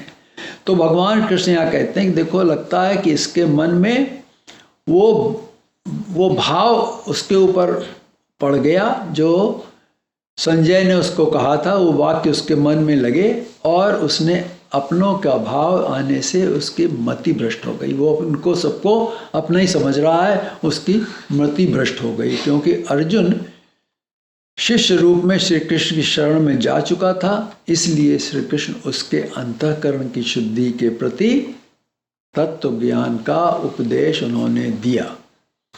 यहाँ से गीता में सांख्य योग का उपदेश शुरू होता है। तो इस श्लोक के बातें जो हैं उसमें भारत, हे भरत वंश उद्भव, हे धृतराष्ट्र, संजय कहता है उभयो, दोनों सेनयों, दोनों सेनाओं के मध्य भाग में विषीदंत, विषाद करते हुए उस अर्जुन के प्रति प्रहसन इव, हंसते हुए से ऋषिकेश, भगवान ऋषिकेश इदम वच, ये आगे कहे जाने वचन उन्होंने उवाच, उन्होंने बोले। तो अब यहाँ से गीता शुरू होती है। तो ज्ञान की दृष्टि से भगवान अर्जुन को समझाने की कोशिश करेंगे कि युद्ध क्यों करना चाहिए। तो अब यहाँ जैसे शंकराचार्य वो कहते हैं गीता यहीं से शुरू होती है। तो श्री भगवान उवाच, श्री भगवान उवाच अशोच्यानन्वशोचस्त्वं प्रज्ञावादांश्च भाषसे गतासु न गतासुंश्च नानुशोचन्ते पंडिताः। भगवान कृष्ण कहते हैं तू शोक करता है और प्रज्ञावादान, पंडितों के जैसे वचन बोलता है। प्रज्ञा जिसकी प्रज्ञा बुद्धि, पंडित लोगों की बुद्धि ऊंची होती है, उसकी तरह तू वचन बोल रहा है। और अशोच्यानम, न शोक करने योग्य मनुष्यों के लिए, गतासु, जिनके प्राण चले गए उनके लिए, च, और अगतासु, जिनके प्राण नहीं गए हैं उनके लिए भी, पंडित जन न अनुशोचित, शोक नहीं करते हैं। ये जो पंडित मतलब ज्ञानी पुरुष हैं, वो न उसके लिए शोक करते हैं जिसके प्राण चले गए हैं, जो संसार में नहीं रहा, उसकी मृत्यु हो गई, और ना ही उसके लिए शोक करते हैं जो संसार में है। किसी के लिए शोक नहीं करते हैं। तो जिन बातों पर शोक नहीं करना चाहिए, तू उन बातों को सोचकर शोक कर रहा है। और बोल कैसे रहा है? जैसे कोई बड़ा बुद्धिमान युक्तियां देता है, ऐसे तू बड़े बड़े व्याख्यान दे रहा हमको। परंतु पंडित जन जिनके प्राण चले गए हैं, गतासून, और जिनके प्राण नहीं गए हैं, अगतासून, दोनों में किसी के लिए भी शोक और चिंता नहीं करते हैं। अब दुनिया में दो ही तरह के लोग तो हैं, जो जीवित हैं या मर गए। जो पंडित हैं, जो ज्ञानी हैं, वो दो में से किसी के लिए शोक नहीं करते हैं। यहाँ भगवान ने कहा पंडित वो है जिसकी समवृत्ति है, मतलब उसकी बुद्धि समत्व है, समवृत्ति है। वो एक तरह से देखता है, सबको एक ही तरह से देखता है। पंडित देखता है कि आत्मा नित्य वस्तु है और शरीर क्या है, अनित्य वस्तु है। तो ही नोज द ट्रूथ कि आत्मा जो है वो नित्य है और शरीर अनित्य है। इसे सांख्य कहते हैं। विनोबा जी कहते हैं कि सांख्य का अर्थ है तत्व ज्ञान और योग उन तत्वों की कला है। सांख्य क्या है, तत्वों का ज्ञान। ये कौन से तत्व पहले हमने देखे, 4 तत्व, जीव, देवता, प्रपंच और परमेश्वर। ये 4 तत्वों का ज्ञान, इसको कहते हैं सांख्य। और उन तत्वों की कला, उनसे कैसे, उनकी कला जो है उनको कहते हैं योग। बाकी लोग सांख्य को संख्या करने समझते हैं कि संसार में कितनी वस्तुएं नित्य हैं, ऐसी संख्या करना। संसार में 3 वस्तुएं नित्य हैं। जैसे मनुष्य जाड़े में कई वस्त्र पहनता है कि नहीं, you put on cloth in layers. ऐसे ही आत्मा भी कई चीजें पहनता है। पहला होता है सूक्ष्म शरीर। आत्मा के ऊपर एक सूक्ष्म शरीर होता है, सटल बॉडी। मन, बुद्धि, फिर है प्राणमय कोश, उसके बाद आता है अन्नमय कोश। ये शरीर जिसे अन्नमय कोश कहते हैं। मृत्यु पर ये शरीर जो है ये निकल जाता है। जब मृत्यु होती है तो शरीर आत्मा से अलग हो जाता, आत्मा अलग हो जाती, इससे निकल जाता, शरीर निकल गया उसका। उसके अंदर क्या था पहले, उसने क्या पहन रखा है, उसमें सूक्ष्म शरीर पहन रखा, सटल बॉडी। उसके अंदर प्राण है और उसके अंदर अन्नमय कोश जो चला जाता है और उसके बाद बाकी रह जाते हैं उसके। तो जो आत्मा तो नहीं खत्म होते, ये जो शरीर निकल गया, लेकिन जो कोश और आत्मा नहीं खत्म होते, वे सब रहते हैं। तभी तो भगवान ने उदाहरण दिया कपड़ों का।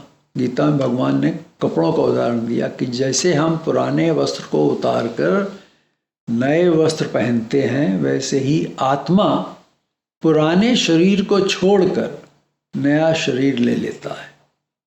अब देखो, आत्मा इटर्नल है, इस नित्य। तो आत्मा ने एक शरीर ले लिया, उसका कोई कारण, उसको कर्म करना, कर्म का फल भोगना, जो भी कुछ करना, उसके लिए उसने शरीर ले लिया। अब जब वो पूरा हो गया और शरीर का उसके लिए कोई काम नहीं रहा, वो जीर्ण हो गया, पुराना हो गया, तो जैसे पुराने कपड़े को फेंक देते हैं, उसी तरह से उसने शरीर को छोड़ दिया। वो निकल के चली गई आत्मा कहीं और। तो यहाँ शरीर जो अन्नमय कोश है, उसे कहा गतासून, है ना, गतासून, अगतासून। सो गतासून जो है वो है अन्नमय कोश, ये शरीर। और आत्मा को कहा अगतासून। तो जो पंडित हैं वो गतासून और अगतासून किसी के लिए शोक नहीं करते हैं। तो गतासून क्या हुआ, शरीर, उसके लिए भी नहीं शोक करते हैं। और अगतासून जो आत्मा है, उसके लिए भी शोक नहीं करते हैं। अब देखेंगे कि ऐसा क्यों है। मृत्यु पर हमारे लिए तो मनुष्य मर जाता है, कोई मर गया भाई, हमारे लिए तो मर गया वो, परंतु उसके प्राण, मन आदि इसलिए हैं, वो नहीं मरते, इसलिए वो आत्मा नहीं मरता है। आत्मा के संग प्राण, मन, ये सब है उसके संग। इसे अध्याय 15 के श्लोक 7 में कहा गया, मनश्शष्टानि इंद्रियाणि प्रकृतिस्थान कर्षति। आत्मा मन और 5 इंद्रियों को साथ ले जाता है। जब आत्मा ने शरीर छोड़ा तो अपने संग उसका मन और सब इंद्रियों को लेकर के चला जाता है, निकल जाता है। यहाँ इंद्रियों से आँख कान नहीं है, ये सब नहीं इंद्रियां हैं, ये तो केवल एक भेड़, ये is part of the body, ये आत्मा नहीं है, इसमें आत्मा का कोई मतलब नहीं है। शरीर के अंग है ये, जहाँ से इंद्रियां अपने कार्य करती हैं, और शरीर तो उसने छोड़ ही दिया, तो ये हो ही नहीं सकते उसके लिए। यहाँ इनके पीछे जो देवताओं की शक्तियां हैं, ये इंद्रियां मन के समेत आत्मा के साथ शरीर से निकल जाती हैं। ये बात समझना है कि मृत्यु में क्या होगा, आत्मा के संग उसकी इंद्रियां, मन, ये सब चतुष्टय सब उसके संग इकट्ठा रहता है, ये टुगेदर रहते हैं, और वो निकल जाते हैं, शरीर छोड़ देती हैं, क्योंकि उनको शरीर से कोई अब मतलब नहीं है, उनके लिए शरीर ये बेकार हो गया, पुराना हो गया, इसके कहीं दे गो टू नेक्स्ट वन। उसने मतलब जीवात्मा ने इन्हीं इंद्रियों और मन के द्वारा शरीर में आकर कर्म किए। जब पैदा हुआ, शरीर बना, उसके अंदर आत्मा आई, तो उसके संग फिर वही मन और इंद्रियां सब आ गई, शक्तियां आ गई, और उसके द्वारा उस शरीर में आकर के उसने कर्म किए, जितनी भी आयु रही उसने दिन कर्म किए उसने। ये सभी उस आत्मा के अपने हैं, और ये सब उसके साथ ही आते जाते रहते हैं। क्या? मन, चतुष्टय और प्राण और इंद्रियां, ये सब उसके संग आते जाते रहते हैं। ये कंटिन्यूस प्रोसेस चलता रहता है, एक के बाद एक शरीर लिया, दूसरे शरीर में चले गए। अब जो मूढ़ लोग हैं वो शरीर से ही एक दूसरे का संबंध बनाते हैं। हमारा संसार का संबंध किस लिए कैसे होता है? शरीर से ही तो होता है। अब शरीर तो अनित्य, वो तो चला जाना है, वो बूढ़ा भी हो जाएगा और उसको आत्मा छोड़ के चली जाएगी, फिर रोते हैं कि ये तो चला गया, लेकिन वो आत्मा चली गई, उसको जाना था। तो जैसे कि ये आँख कान ये जो हैं, ये जड़ शरीर के अंग हैं, इनकी अपनी कोई शक्ति नहीं होती है। आँख तो एक जैसे लाइट बल्ब होता ना, उस तरह है। जब तक उसके अंदर इलेक्ट्रिसिटी नहीं पास होगी और उसका फिलामेंट ठीक नहीं होगा, तब तक उसमें लाइट होगी नहीं।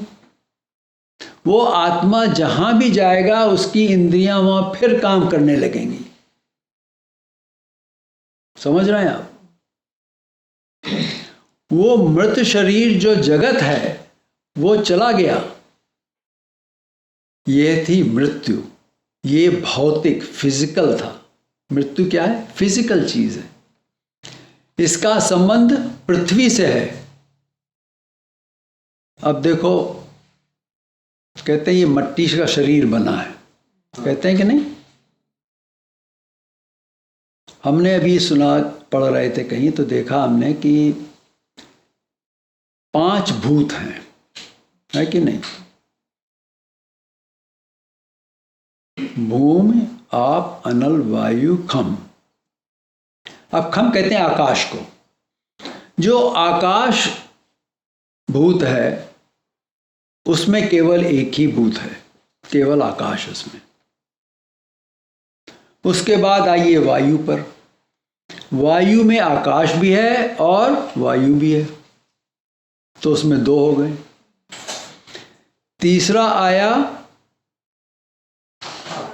आप, अग्नि। तो अग्नि के अंदर अग्नि भी है, आकाश भी है और वायु भी है। जहां अग्नि जलती है वो वायु चलती कि नहीं चलती?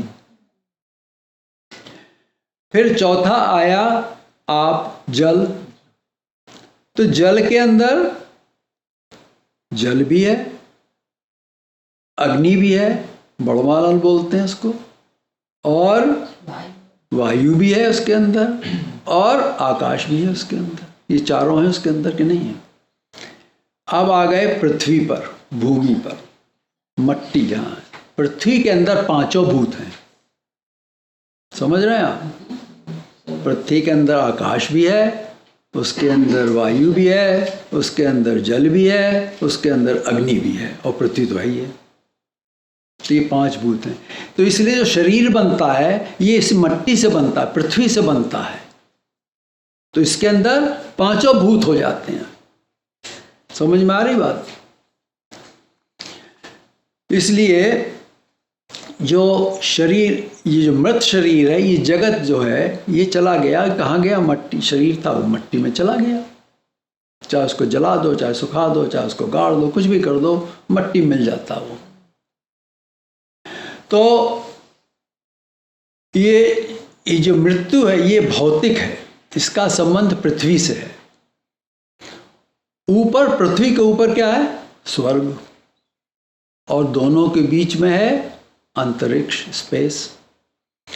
अंतरिक्ष दोनों को जोड़ता है, इसलिए वेद मंत्रों में पहले कहते हैं ओम भूर्भुवः स्वः। ओम मतलब परमात्मा, वो ब्रह्म। भूर मतलब पृथ्वी, मृत्युलोक। भुव अंतरिक्ष, द स्पेस बिटवीन, एंड स्व स्वर्ग। तो ये वेद के हर मंत्र के पहले ये आता है। तो वेद कहाँ तक जाते हैं? स्वर्ग तक जाते हैं। पृथ्वी, अंतरिक्ष और स्वर्ग, और इन तीनों को मिलाने वाला ये ओम। ये शब्द जिसको बार बार दोहराते हैं इसे कहते हैं, वो है ओम शब्द।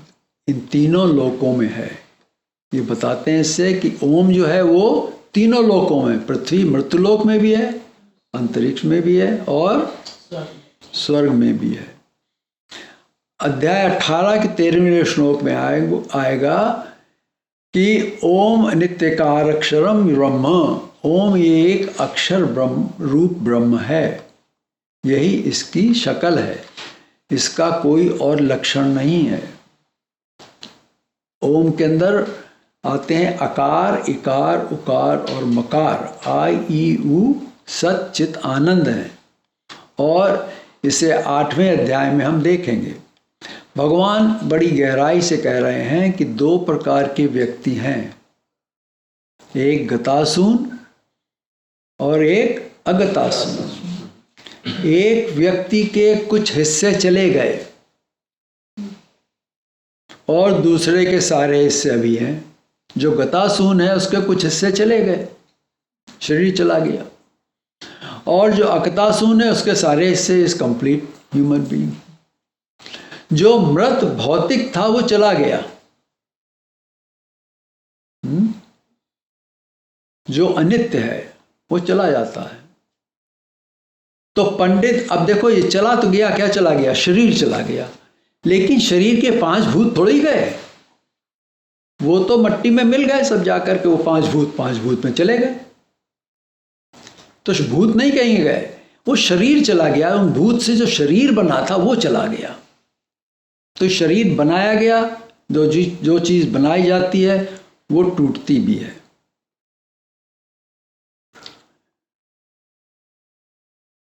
तो अर्जुन का शोक जो है वो इसलिए नहीं था कि मरना पाप है, मारना पाप है। अर्जुन जो दुखी इसलिए नहीं था कि मारना कोई पाप है, परंतु इसलिए था कि वे मर जाएंगे तो मैं उनसे दोबारा नहीं मिल सकूंगा, क्योंकि उसको तो दिखाना था कि मैं जीत गया।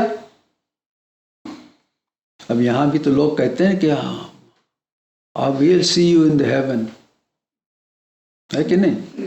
सबका गारंटी है सब हेवन जाएंगे, वहां जाके मिलेंगे। ठीक है भाई, जैसी आपकी सोच। तो भगवान कृष्ण ने समझाया कि वो मरता नहीं है, इसलिए तू गतासून और अगतासून की चिंता को छोड़ दे। अब शरीर उसको ही कहते हैं जो नाश को प्राप्त होता है। शीर्यते, शरीर का मतलब ही है जो नष्ट होगा। और आत्मा ने शरीर के पहले भी कितने शरीर प्राप्त किए, वे सभी नष्ट को प्राप्त हो गए। हर एक की आत्मा ने कितने शरीर लिए और छोड़ता गया, लेते गए, छोड़ते गए। ये तो शरीर का स्वभाव है, it's the nature of the body. It is formed and it डिसइंटीग्रेट्स, finishes up. तू अपने आत्मा को तो जानता नहीं है और शोक कर रहा है कौरवों के ऊपर। अगर तू इन्हें नहीं मारेगा, भगवान कहते हैं, तो क्या ये कभी मरेंगे नहीं? तू क्या ये सोचता है कि तेरे ही प्रयत्न से ये मर सकते हैं? वे ज्ञानी जिनकी तरह तू बातें कर रहा है, वे इस पर न तो शोक करते हैं और न मोह करते हैं। अब ये बात समझने की है। देखिए, ये अगर बात समझ में आ जाए कि शरीर जो है ये हमारा शरीर नहीं है, ये हमको मिला है, इसमें आकर के हम मतलब आत्मा को कर्म करना है, अपने को ऊपर उठाना, आत्मा को अपने को ऊपर उठाना, इसलिए मनुष्य शरीर मिला है। तो ये शरीर मिला है, उतने समय के लिए मिला है, उसमें अगर हम कर सकते हैं तो ठीक है, नहीं कर सकते तो अगला शरीर फिर मिलेगा। इसलिए इसके ऊपर शोक करने की कोई ज़रूरत नहीं है। जो लोग शोक करते हैं वो अपने स्वार्थ के लिए शोक करते हैं। इसी विषय को लेकर भगवान कहते हैं कि हम सभी सनातन हैं। अगले श्लोक में न त्वेवाहं जातु नासं न त्वं नेमे जनाधिपाः न चैव न भविष्यामः सर्वे वयमतः परम्। जातु किसी काल में, अहम भगवान कहते हैं मैं, न आसम मैं नहीं था, और तुम न इमे तू नहीं था। ये जनाधिपा राजा लोग न तू एव नहीं थे, ये बात भी नहीं है। ये राजा लोग भी नहीं थे, मैं भी नहीं था, तू भी नहीं था, ये राजा लोग भी नहीं थे जो तेरे सामने लड़ने खड़े हुए हैं। और इसके बाद भविष्य में वयम मैं, तू और ये राजा लोग, हम सब सर्वे सभी नहीं रहेंगे, भविष्यामी नहीं रहेंगे। ये एव न ये बात भी नहीं है। यहाँ सबसे बड़ी बात यह है कि अर्जुन को ये चिंता थी कि वो लोगों से फिर मिलेगा या नहीं मिलेगा। ये थोड़ा सा यहाँ पर समझने की बात आ रही है। भगवान अर्जुन के मन में आई इस चिंता का उत्तर दे रहे हैं। भगवान ये बताते हैं कि मनुष्य एक बार नहीं, वो अनेक बार जन्म लेता है। इसलिए हिंदू धर्म का ये बहुत महत्वपूर्ण श्लोक है। भगवान अर्जुन को कहते हैं कि ये नहीं कि किसी काल में मैं, तुम, ये राजा लोग नहीं थे, और ये भी नहीं कि इसके बाद भविष्य में भी नहीं होंगे हम। भगवान अर्जुन को ये बताते हैं कि मनुष्य एक बार ही नहीं बल्कि अनेक बार जन्म लेता है, क्योंकि ये तो बड़ी लंबी यात्रा है ना। हम इसके यात्री हैं, तीर्थ हमारे लिए हैं, इन तीर्थों को पूरा करना है, इसमें काफ़ी समय लगता है। ये नहीं कि आज बैठ गए प्लेन में चले गए सब 4 धाम कराए, ये नहीं है। ये जो तीर्थ है जिसके अंदर ज्ञान प्राप्त करना, कर्म करना और कर्म योग करके मोक्ष की तरफ जाना, ये बड़ी लंबी यात्रा होती है। इसमें एक जन्म में नहीं हो सकता है। यहाँ से भगवान का उपदेश आरंभ होता है, जिसमें वे कहते हैं कि जैसे बचपन आते हुए हमें दुख नहीं हुआ है, नहीं, जब बच्चा पैदा होता है बड़े खुश होते हैं, नहीं होते, दुख नहीं हो किसी को होता है। यौवन आते हुए भी हमको दुख नहीं हुआ, हम जवान हो गए बड़े खुश हुए, भाई वाह आके 21 हम तो जाके ये कर सकते हैं, वो कर सकते हैं, लाइसेंस मिल जाएगा, ड्राइव करेंगे। हाँ, और वृद्धावस्था आते ही दुख नहीं हुआ, अब सोशल सिक्योरिटी मिलेगी, आराम करेंगे। तो फिर चौथी स्थिति जिसमें शरीर बदलने के लिए बात आती है, उसमें क्यों शोक करो? वो भी तो एक स्थिति, एक स्टेप है ना। 3 में तो कोई दुख नहीं हुआ, चौथे में दुखी हो रहे बैठ करके। ज्ञानी जन ये जानते हैं कि वे अभी तो हैं, पहले भी थे और भविष्य में भी होंगे। उनको त्रिकाल ज्ञान होता है, ज्ञानी को त्रिकाल ज्ञान बोलते हैं। इसलिए ये प्रश्न उनके सामने उठता ही नहीं है। भगवान ने चौथे अध्याय में कहा है, बहुनी में व्यतीतानि जन्मानि तव चार्जुन तान्यहम वेद सर्वाणि न त्वम वेद परंतप। हे परंतप, यहाँ भगवान अर्जुन को क्या कह रहे हैं? परंतप। हे अर्जुन, मेरे और तेरे बहुत जन्म हो चुके हैं, मैं उन सभी को जानता हूं, परंतु तू नहीं जानता है। अब हमको ये देखना है कि साधारण मनुष्य मृत्यु से क्यों डरता है। ये समझने की बात थोड़ी सी है कि नहीं। साधारण मनुष्य मृत्यु से क्यों डरता है? मृत्यु मनुष्य का सबसे बड़ा डर है। If one thing person fears is death, right? एक बात समझ लो कि जब हम किसी चीज से डरते हैं तो हम उसको जीत नहीं सकते हैं। अगर 2 लोग लड़ने के लिए गए और एक जो डरा हुआ दूसरे से, he will never win the fight। इसीलिए जो मृत्यु से डरता है वो मृत्यु के ऊपर जीत नहीं सकता, उसको जीत नहीं मिलेगी, वो मृत्यु से हारते ही रहेगा। तो मृत्यु के विषय में 2 प्रश्न उठते हैं। पहला कि जो मर गया, क्या उसका जीवन चलता रहता है? Does he continue to live? In other words, is there continuity? और उस अखंडता, उस कंटिन्यूटी का रूप क्या है? What that looks like? वो जो कंटिन्यूटी है, अगर continues to live, तो उसका क्या रूप है? और दूसरी बात है कि मरे हुए से अलग होने की भावना, the feeling of separation experienced by those who are left behind, ये 2 चीजें हैं मृत्यु में। एक कि वो क्या उसका जीवन चलता रहता, is there continuity for the one who departed, और दूसरा जो फीलिंग ऑफ सेपरेशन जो एक्सपीरियंस करते हैं by those who are left behind. ये 2 पहलू हैं मृत्यु के। तो मनुष्य में मृत्यु में 2 पहलू एस्पेक्ट्स हैं। एक अखंडता, कंटिन्यूटी का एस्पेक्ट है, और दूसरा खंडन, डिसकंटिन्यूटी का एस्पेक्ट है। अखंडता उसके लिए है जो मर गया। समझ रहे हैं? समझने की बात है, जरा सोचिए इसको थोड़ा। अखंडता उसके लिए है जो मर गया, और खंडता, डिसकंटिन्यूटी और सेपरेशन उनके लिए जो अभी जीवित हैं। उनको सेपरेशन होता है, जो मर गया उसको सेपरेशन कोई चिंता नहीं, वो तो चला गया। सेपरेशन की चिंता, दुख उन्हीं को होता है जो अभी बच गए, पीछे रह गए हैं, वही तो रोते हैं। जो चला गया वो तो नहीं रोता, वो तो कहता मुझको छुट्टी मिल गई इससे।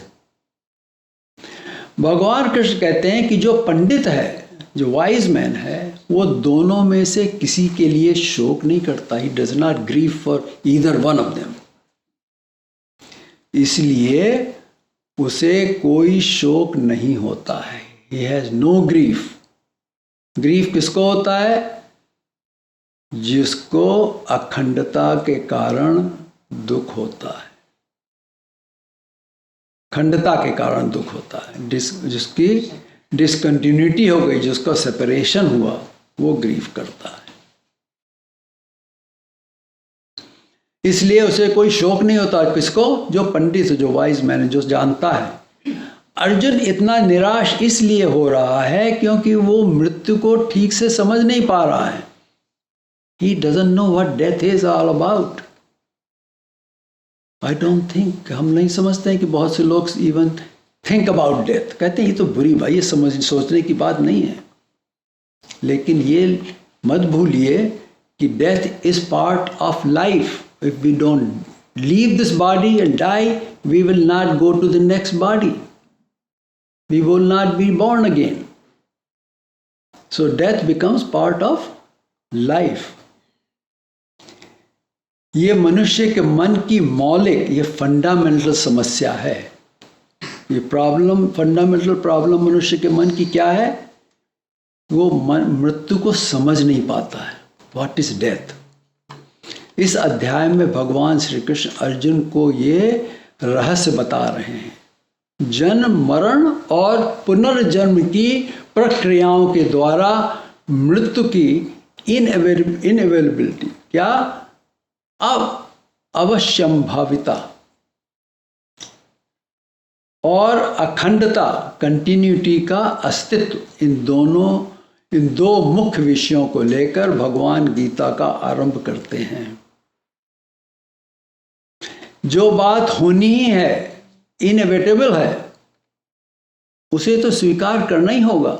How can you deny that? You have to accept it. तो आगे श्लोक 28 में कहते हैं कि जिसका जन्म होता है उसकी मृत्यु, और जो मरा है उसका जन्म होना निश्चित है। It's defined, it's the law. इसलिए इस पर शोक नहीं करना चाहिए। ये इन बिटवीन, जब से पैदा हुए जब तक हम मरे, हमने क्या किया, इसके ऊपर हमको विचार करना है। मरना जीना तो आते ही रहेगा। ये जो 70, 80, 90 साल जो भी कुछ मिले, उसके अंदर हमने क्या किया, क्या कमाया हमने? अगर संसार की चीजें कमाई, वो तो यहीं रह जाएंगी, कोई और ले जाएगा। इसलिए इस पर शोक नहीं करना चाहिए। यहाँ एक बात समझना है कि परमेश्वर का विधान ऐसा है कि मनुष्य को पिछले जन्मों की विस्मृत करा दी जाती है। हमको पिछले जन्म की कोई भी याद नहीं रहती है, हम पिछले जन्म में क्या थे। क्योंकि अगर वो भूत को याद रखेगा तो बड़ा दुखी होगा। पिछले जन्म में उसको पता लगा, याद रखा, वो बहुत ही दुखी रहेगा। वर्तमान जीवन में भी मनुष्य बातें भूलता जाता है। We don't remember 100%। हम भूलते जाते हैं कि नहीं भूलते जाते हैं? इस बाय डिजाइन। अपनी सफलता को याद रखता है आदमी, क्योंकि उससे उसको प्रेरणा मिलती है आगे बढ़ने के लिए। और जहां असफलता हुई उसे भूल जाता है। He forgets failures। मनुष्य के मन आदि तो जीव के साथ रहते हैं। मन, बुद्धि, चित्त, अहंकार, ये तो हमेशा संग रहते हैं, वो बदलते नहीं हैं। जो शुरू से मिले थे वही रहते हैं, परंतु उसके पिछले कर्मों पर पर्दा डाल दिया जाता है। पीछे हमने क्या किया पिछले जन्म में, उसको ढांक दिया जाता है। अगर किसी को पिछला याद हो तो वो क्या हो जाता है, वो भूत बन जाता है।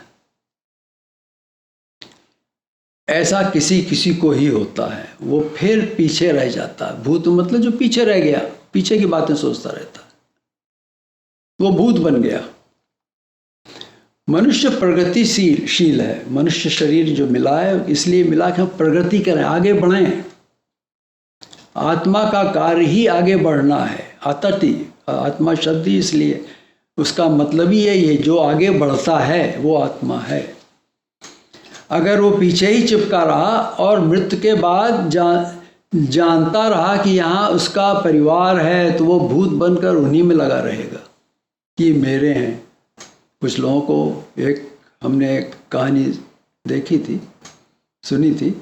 उसमें एक इंग्लैंड की एक लेडी थी, उसको याद हुआ कि कौन है उसके पिछले जन्म में किसके, वो गई उनसे मिलने के लिए। तो उसके जो बेटे थे पिछले जन्म में, वो तो वृद्ध हो गए। अब उसको जान के क्या मिलना उसको। इसलिए पीछे की बातों को हमको जानने की कोई उत्सुकता नहीं है। और उसके बाद वो जानता रहा, अगर वो पीछे के चिपका रहा और मृत्यु के बाद जानता रहा कि यहाँ उसका परिवार है, तो वो भूत बनकर उन्हीं में लगा रहेगा कि ये मेरे हैं और मेरे साथ आए हैं। वो उनको ले जाना चाहता अपने साथ। उससे घर वाले भी उससे डरने लगते हैं। वे चाहते हैं कि ये उन्हें छोड़कर चला जाए, तो ये तो भूत को भगाते हैं कि नहीं भगाते हैं। इसलिए हिंदुओं ने ये किया कि मृत के कान में कहो, जब मनुष्य मरा तो उसके कान में कहो, तत्सत, राम नाम सत है, अब हमारा तेरा कुछ नहीं संबंध है, हमें छोड़ दे तू, वो परमात्मा ही सत है, तू उसी के साथ जा। तभी तो कहते हैं ना, कोई ऐसा इट इज़ बाई, ये बहुत ही सोच समझ के लोगों ने कही बातें हैं। यहाँ राम का मतलब वो राम नहीं जो अयोध्या का राम था। राम वो है जो जिसमें योगी लोग रमते हैं, वो परमात्मा को राम यहाँ कहा गया है। राम नाम, परमात्मा का नाम ही सत्य है। हमारा तुम्हारा अब संबंध खत्म हो गया। यही एक अंतर है जो मनुष्य नहीं समझ पाता है कि मृत्यु पर उसका अंतःकरण साथ ही जाता है। ये समस्या उसी को होती है जो ये नहीं जानता है कि हमारी जो बुद्धि, मन, चित्त सब हमारे साथ ही रहता है, सदा हमारे साथ रहता है। हम जहाँ जाएंगे वो जाएगा, हमारी आत्मा जहाँ जाएगी वो उसके संग जाएगा। वो बदलता नहीं, वो पीछे नहीं रह जाता है। शरीर है जो छूट जाता है, ये जो स्थूल शरीर है वही छूट जाता है। यही भगवान अर्जुन को समझाते हैं और उससे कहते हैं कि हम, तुम और ये सब राजा लोग पहले भी थे, आगे भी होंगे, परंतु उनकी स्मृतियों पर पर्दा डाल दिया जाएगा। इनको नहीं पता होगा कि तुमने इन्हें मारा है और तुम्हें भी नहीं पता होगा कि तुमने इनको मारा है। भगवान इसी विषय को आगे समझा रहे हैं और इस अगले श्लोक के बाद आज उसी पर हम रुकेंगे। अगला श्लोक है, भगवान कहते हैं, देहिनोऽस्मिन् यथा देहे कौमारं यौवनं जरा तथा देहान्तरप्राप्तिः धीरस्तत्र न मुह्यते। देहिना, देहधारी के, अस्मिन, इस, देहे मनुष्य शरीर में, यथा कौमारम, जैसे बालकपन, यौवनम, जवानी, और जरा, वृद्धावस्था, तथा देहांतर प्राप्ति, दूसरे शरीर की प्राप्ति होती है। तत्र धीर न मुह्यति, उस विषय में धीर मनुष्य मोहित नहीं होता है। देही मतलब आत्मा जो शरीर में रहती है, देह में जो रहती है वो देही कहलाती है। और देह जो है वो शरीर जिसके अंदर आत्मा रहती है। तो इस श्लोक में भगवान पुनर्जन्म पर कह रहे हैं। इस शरीर में आत्मा के लिए क्या क्या वस्तुएं हैं? ये हैं कौमारम, यौवनम, जरा तथा देहांतर प्राप्ति। ये चार चीजें हैं। हम तो तीन ही देखते हैं ना। भगवान ने यहाँ शरीर की तीन अवस्थाएं कहीं, परंतु शरीर को 6 अवस्थाएं होती हैं। ये हैं जायते, अस्ति, वर्धते, विपरिणमते, अपीक्ष्यते और विनश्यति। कौमार, यौवन और जरा अवस्थाएं इन 6 अवस्थाओं में क्रमशः होती हैं। देह में जैसे बचपन, जवानी और बुढ़ापा है, इसी प्रकार से इसे अंतर अर्थात दूसरे देह की प्राप्ति होती है। अंतर्देह मतलब दूसरे देह मिलता उसको। ये बात वेदों में भी आती है। अथर्ववेद में कहते हैं, ये जानते हुए जो धीर व्यक्ति है उसे इस बात का मोह नहीं होता है। ये नहीं कि वो रोता ही नहीं है, रोता तो है, परंतु वो शरीर से चिपका नहीं रहता है कि मुझे ये देह छोड़कर नहीं जाना है। जो देह छोड़ना नहीं चाहता है वो मृत्यु के टाइम पे तड़पता है, तड़प तड़प के मरता हो, क्योंकि देवता उसको निकाल ले जाएगी जबरदस्ती, तो तड़पता है। और जो समझदार है, जिसने चर्या करी है, वो कहता टाइम आ गया, हम जा रहे हैं, चलो चलते हैं। उसको पता है उसको क्या करना है। हिंदुओं के अनुसार ऐसा है कि 84 लाख योनि भोग कर तू मनुष्य शरीर में आया है। गीता कहती है कि सब योनियों को भोग कर तुम एक स्थान पर मनुष्य शरीर में आ गए, पहुंच गए हो। अब यहां आकर तुम्हें उन्नति करना है। अब कुत्ता बिल्ली ये थोड़ी उन्नति कर सकते हैं, मनुष्य ही उन्नति कर सकता, उसी को बुद्धि दी गई है, मन दिया गया है, उसके अंदर ज्ञान पाने की शक्ति है। क्योंकि अगर यहां उन्नति नहीं करोगे तो आते रहोगे वापस, कभी ये शरीर मिलेगा, कभी वो शरीर मिलेगा, कहीं कुछ मिलेगा, कहीं कुछ, कहीं पेड़ बन जाओगे, कहीं कुत्ता बन गए, कहीं कुछ बन गए, चलते रहोगे ऐसे। अधिकतर लोग क्या करते हैं, पैदा हुए, बड़े हुए, विवाह किया, संतान हुई और वृद्ध हुए और चल पड़े, खत्म। तो उन्होंने मनुष्य जीवन के 4 अर्थ जो थे, जिसको हमने धर्म कहा था, धर्म अर्थ काम मोक्ष, ये 4 पुरुषार्थ, पुरुषार्थ का मतलब ऑब्जेक्ट ऑफ ह्यूमन लाइफ, कहाँ पूरे किए? नहीं किए। मनुष्य जन्म का जो ध्येय है कि ये सिद्धार्थ बने, वो कहाँ हुआ? गीता कहती है तथा देहांतर प्राप्ति, मृत्यु तो अगला शरीर मिल गया, मृत्यु हुई तो क्या हुआ, अगला शरीर मिल गया। अगर मनुष्य जन्म पाकर 4 पुरुषार्थ पूरे करके सिद्धार्थ नहीं बने तो फिर क्या, फिर रजोगुण के कारण जन्म लेते रहोगे, क्योंकि रजोगुण के कारण गति है। अध्याय 16 में दैवी और आसुरी संपदा का वर्णन करते हुए भगवान ने कहा कि आसुरी संपदा से नीच योनि में और दैवी संपदा से मनुष्य ऊपर उठता है। जो दैवी संपदा अर्जित करता है वो ऊपर उठेगा, और जो आसुरी संपदा के पीछे भागता है उसका पतन होगा। ये आवागमन का चक्र है। ये कठोपनिषद में आता है कि जो प्रमादी विषय विलास में आसक्त है, संसार की इंद्रियों की चीज़ों के पीछे लगा हुआ घूमता रहता, उसमें उसकी आसक्ति है, चपका हुआ उनसे, वो बार बार मुझ मतलब मृत्यु के वश में पड़ता है, वो बार बार मरेगा। यहाँ भगवान अर्जुन को कहना चाहते हैं कि जिन्हें तू अपना आप समझता है वो संबंध इस अनित्य शरीर के संबंध से बने हैं। तो आगे भगवान कहते हैं जिससे शोक और सुख मिलता है वे संबंध अनित्य हैं। मनुष्य देह में आकर सुख दुख क्या है और ये कैसे मिलते हैं, इसको फिर अगली बार लेंगे।